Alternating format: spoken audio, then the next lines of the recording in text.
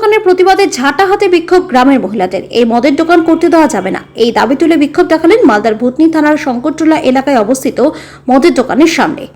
সাথে পুলিশ প্রশাসনের বিরুদ্ধেও একরাশ ক্ষোভ গ্রামের মহিলাদের। কোনোভাবেই প্রশাসন গ্রামবাসীদের সহযোগিতা করছে না বলে অভিযোগ তুলছেন।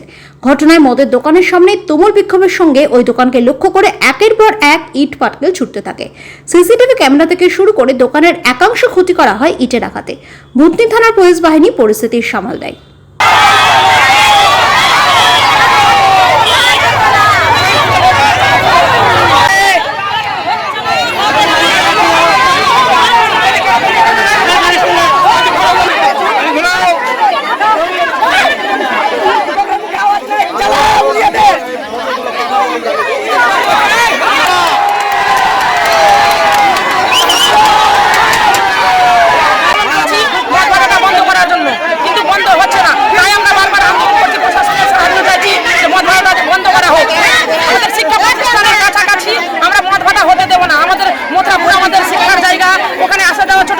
ছেলে মেয়েরা যাবে মদ ভাটা, এখানে মদ খাবে, মানুষ পড়ে থাকবে, বাচ্চাদের যেতে অসুবিধা হবে, শিক্ষাতে ব্যাঘাত ঘটবে।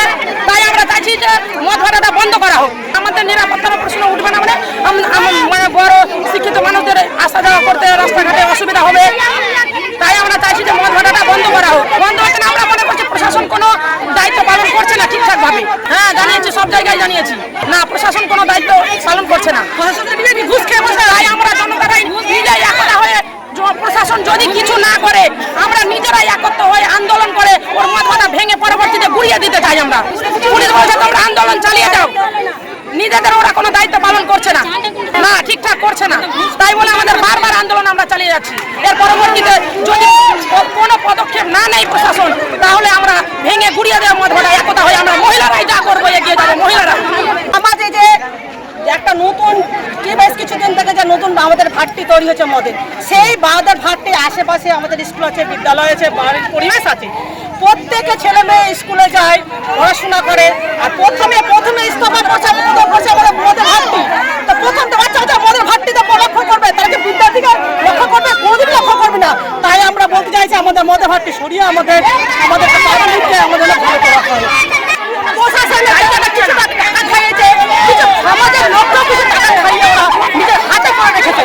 এদের কিছু কাগজপত্র অবৈধ হবে, সম্পূর্ণ ব্যবহার করি, এদের ঠিক মতো কাগজপত্র নাই, কিছু অবৈধ হিসেবেও ওরা ব্যবহার করছে।